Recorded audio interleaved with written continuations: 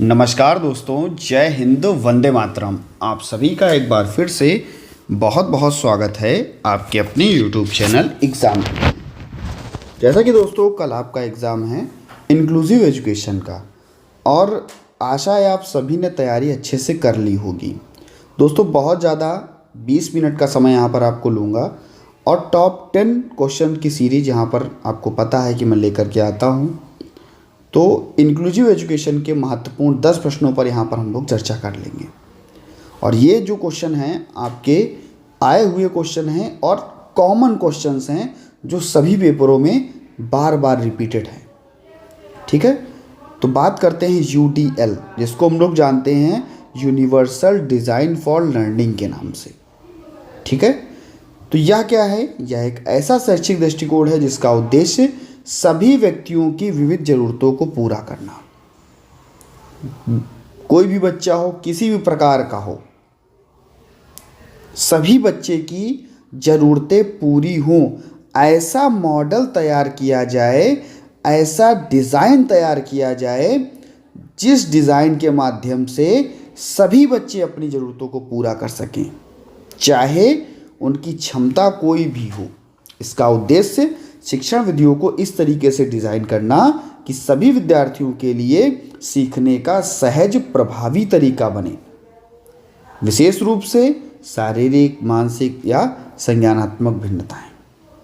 किसी भी प्रकार का बच्चा हो, सीखने का सहज तरीका और प्रभावी तरीका जो है यूडीएल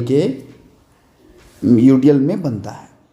ठीक है, यूडीएल के प्रमुख तीनों सिद्धांत आपके तरीके, प्रस्तुति के तरीके, यानी कि जो भी बच्चे को पढ़ाया जाए वो चित्र के माध्यम से प्रस्तुत किया जाए, वीडियो के माध्यम से, ऑडियो के माध्यम से, ताकि विद्यार्थी को बहुत बेहतर ढंग से समझ में आए।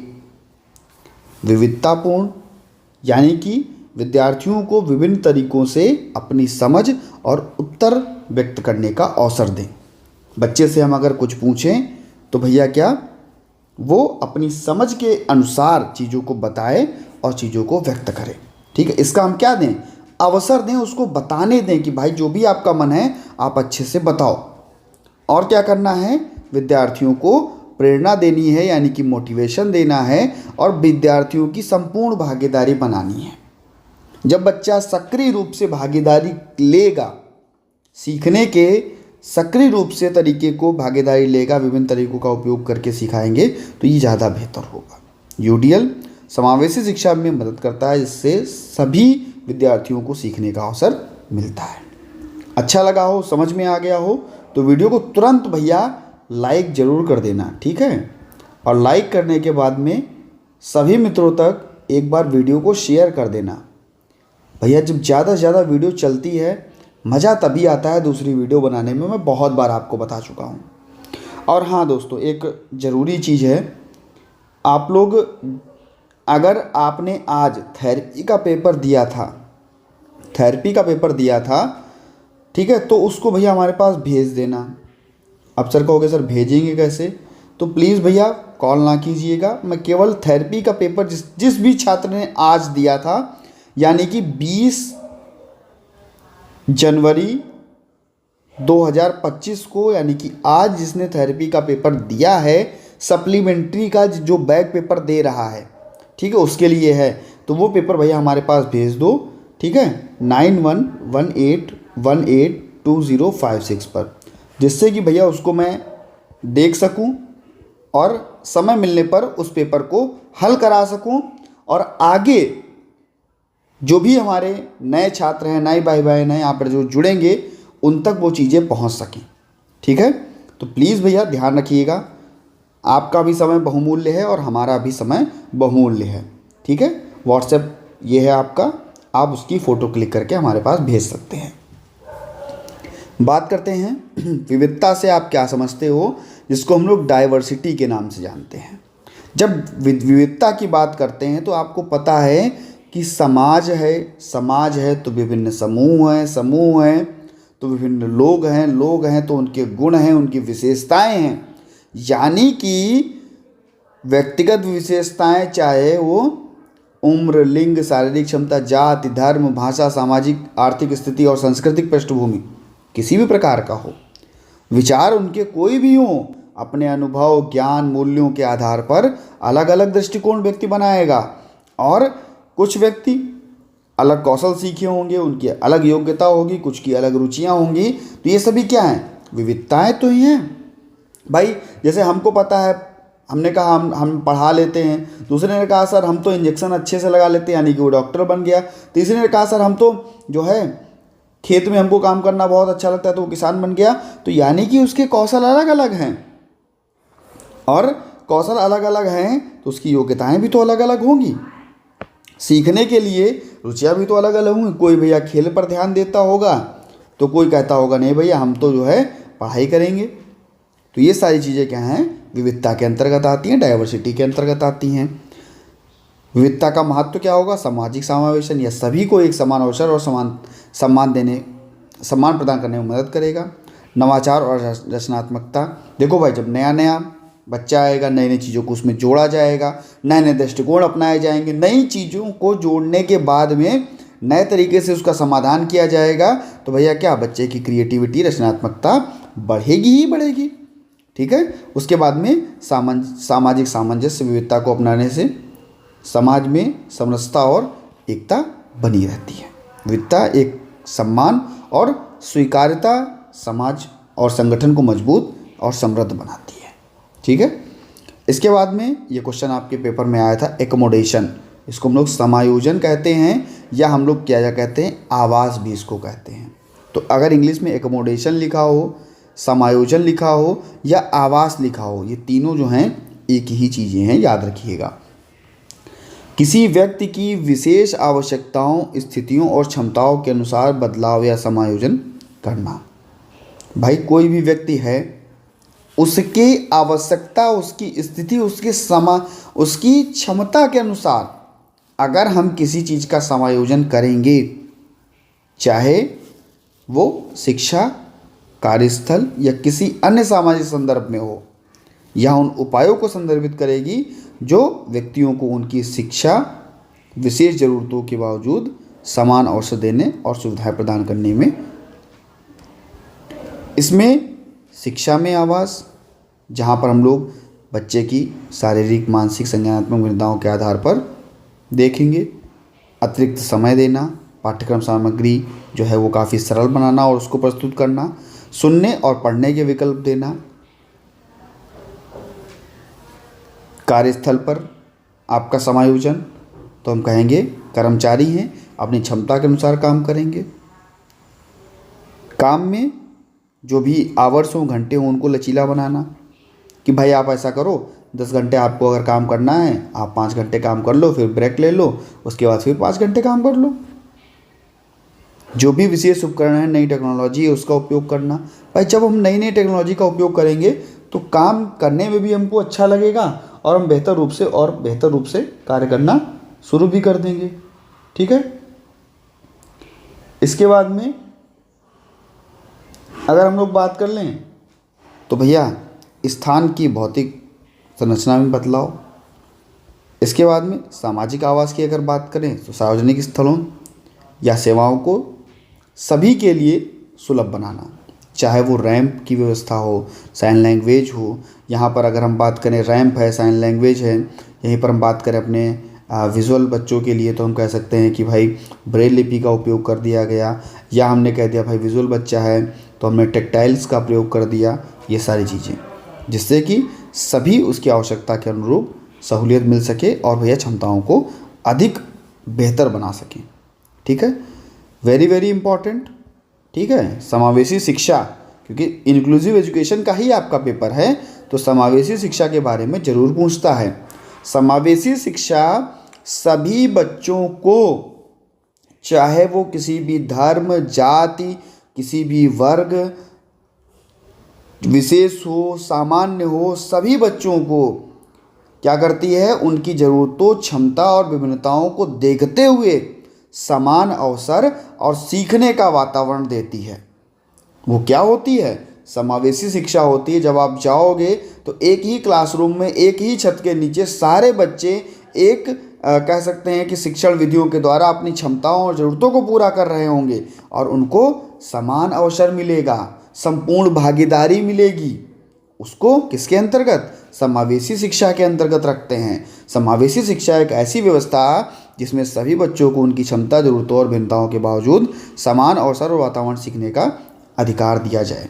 इसमें विशेष रूप से दिव्यांग बच्चे, वंचित वर्ग वाले बच्चे और सभी प्रकार की भिन्नता वाले बच्चों को मुख्य धारा में शामिल करना शामिल होता है, जहाँ पर बच्चे को समान अवसर मिले, सभी प्रकार के बच्चों को संसाधन मिल सके, चाहे वो किसी भी धार्मिक, आर्थिक और शारीरिक स्थिति के हों।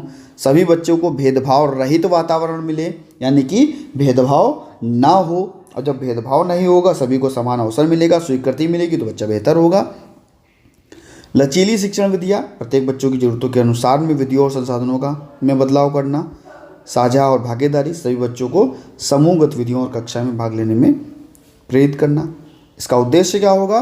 समावेशी शिक्षा उन सभी बच्चों को, चाहे वो किसी भी प्रकार का हो, कोई भी बच्चा शिक्षा से वंचित ना हो और ऐसा वातावरण मिल सके जो व्यक्तिगत विकास, सामाजिक कौशल और आत्मनिर्भरता को बढ़ावा दे। तो भैया कैसा लग रहा है वीडियो? समझ में आ रहा हो तो भैया लाइक करके, कमेंट करके बता दो कि सर समझ में आ रहा है। और भैया प्लीज़ वीडियो को एक बार जितने भी ग्रुप है ना यार शेयर कर दो। दिखती नहीं मेरी वीडियो, आप लोग शेयर नहीं करते, देख लेते हो, देखने के बाद में क्या करते हो, अपना मतलब निकाल लेते हो, शेयर नहीं करते हो। अरे अपने और मित्रों को शेयर कर दो, अगर उनका भी बैक लगा हो तो वो भी बेचारे पास हो जाएं, है ना। उनको लगे कि भाई अगर अच्छा है, पढ़ाया जा रहा है, अच्छे से मेहनत की जा रही है, गले को ख़राब किया जा रहा है, समय आपके लिए जो है आपके लिए निकाला जा रहा है। भाई रात में बैठ करके अगर कोई वीडियो बना रहा है आपके लिए, तो उससे ऊपर भैया कुछ नहीं हो सकता। अब मेरा कहना, अब इससे ऊपर मैं कुछ कहूँगा भी नहीं आपसे। बाकी हम बात करते हैं क्वेश्चन नंबर 5 की। विद्यालय को समावेशी बनाने में विशेष शिक्षक की क्या भूमिका है? विद्यालय को समावेशी बनाना है तो विशेष शिक्षक क्या करेगा? तो विशेष शिक्षक क्या करेगा कि भैया जो भी विविधता है उसको देखते हुए बच्चों की ज़रूरतों को पूरा करेगा और भैया समावेशी शिक्षा को बढ़ावा मिलेगा। जैसे विशेष आवश्यकता की पहचान करना।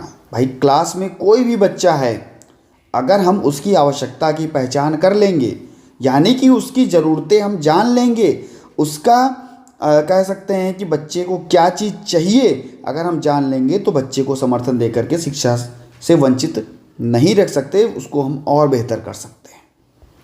जब हम बच्चे को जान लेंगे तो उसके लिए हम व्यक्तिगत शिक्षा योजना बना देंगे, आईईपी तैयार कर लेंगे, इंडिविजुअलाइज्ड एजुकेशन प्रोग्राम तैयार कर लेंगे, जिससे कि उसकी क्षमता और आवश्यकता के अनुसार जो है विविधता, संसाधन और सहायक उपकरण उनको मिल सके।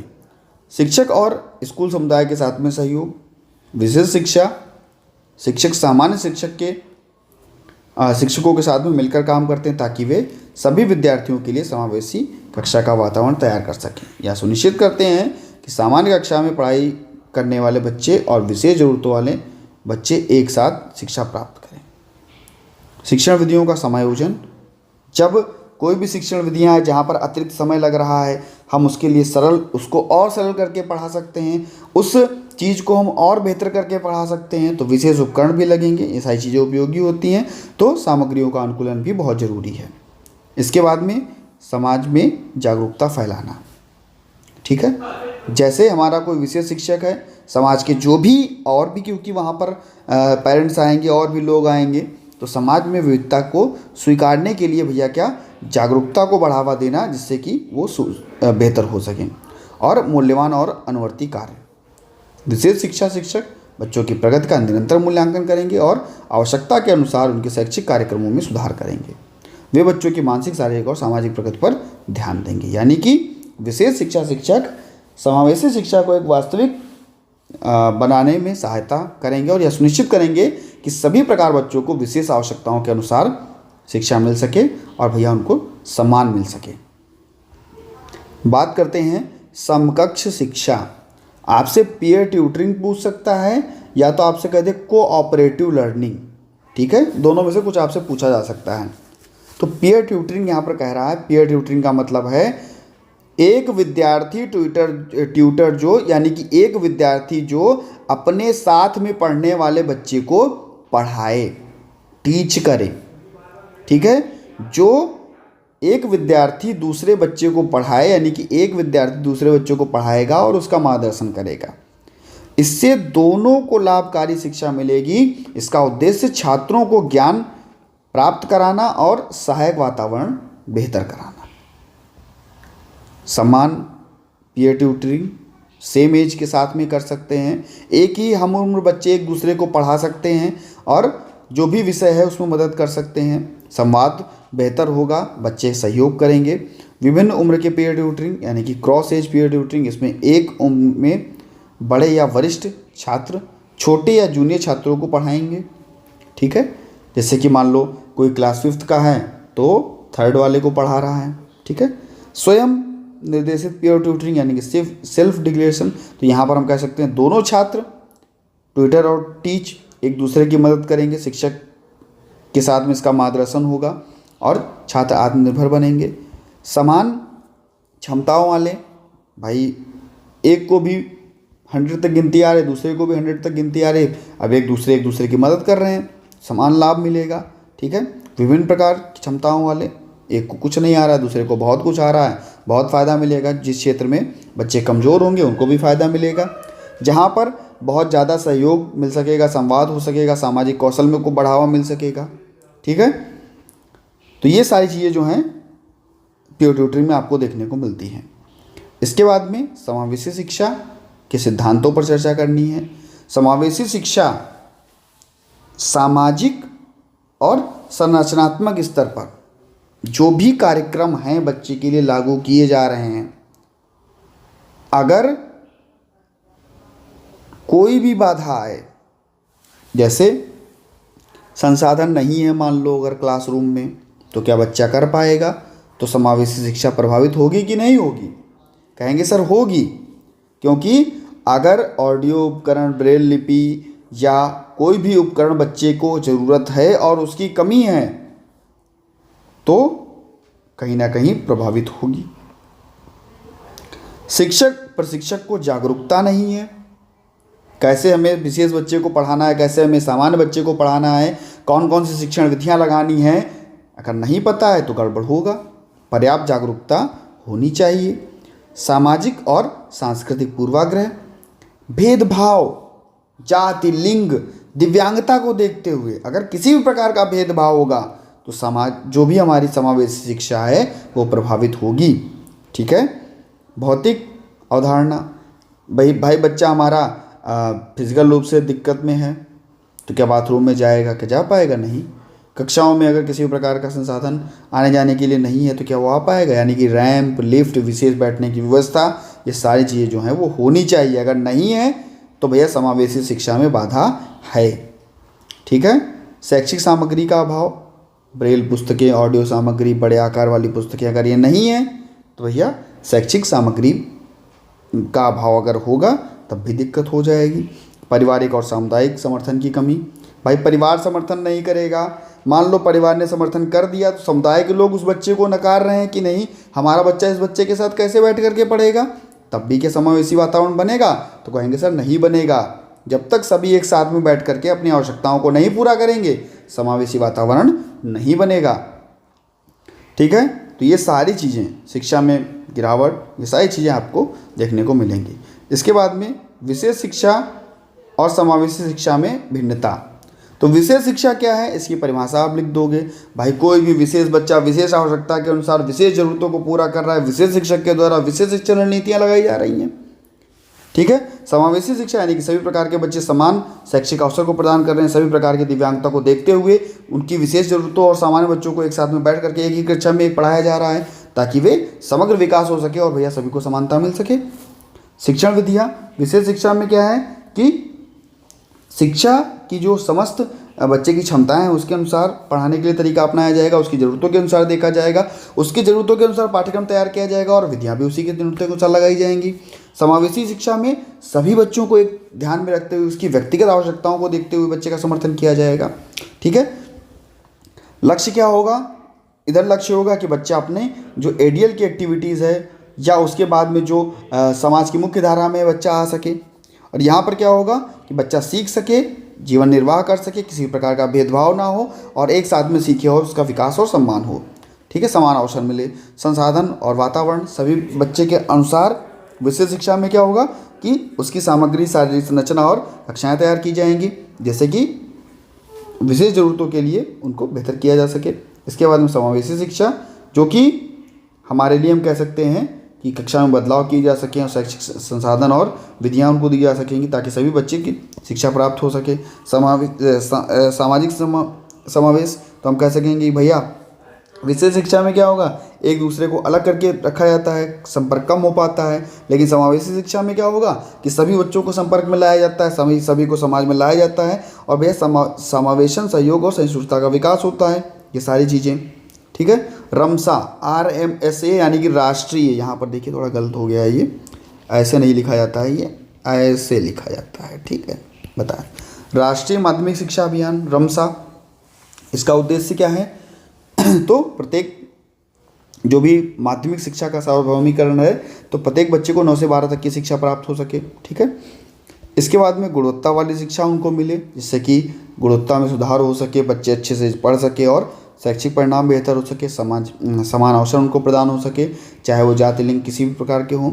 ठीक है, जो भी प्रशिक्षण क्षमता है वो बेहतर हो सके, नवीनीकरण, नवीन विधियों के द्वारा, नए नए तरीकों के द्वारा पढ़ाया जा सके। विद्यालय में भवन, शौचालय और कमरे की व्यवस्था और बेंच की व्यवस्था हो ताकि बच्चे स्वस्थ रूप से और सुरक्षित वातावरण में मिल सके। लड़कियों को भी शिक्षा में यहाँ पर शिक्षा दी जाए और शैक्षिक अवसर जो हैं वो दिए जाएँ। तो ये सारी चीज़ें जो हैं आपको देखने को मिलती हैं। ठीक है, और इम्पॉर्टेंट क्या है, UNCRPD पढ़ लीजिएगा, कोऑपरेटिव लर्निंग पढ़ लीजिएगा, RPWD पढ़ लीजिएगा और एडेप्टेशन ये जरूर पढ़ लीजिएगा, अनुकूलन जिसको आप लोग कहते हो, अनुकूलन क्या है। ठीक है, ये जरूर पढ़ लीजिएगा। तो भैया मिलता हूँ नेक्स्ट वीडियो में, बने रहिएगा आपके अपने चैनल एग्जाम ट्रिकी पर। वीडियो सभी मित्रों तक भैया जरूर शेयर कर दीजिएगा। चैनल पर पहली बार है, सब्सक्राइब करने के बाद में बेल आइकन में ऑल का ऑप्शन प्रेस कर लीजिएगा। धन्यवाद दोस्तों।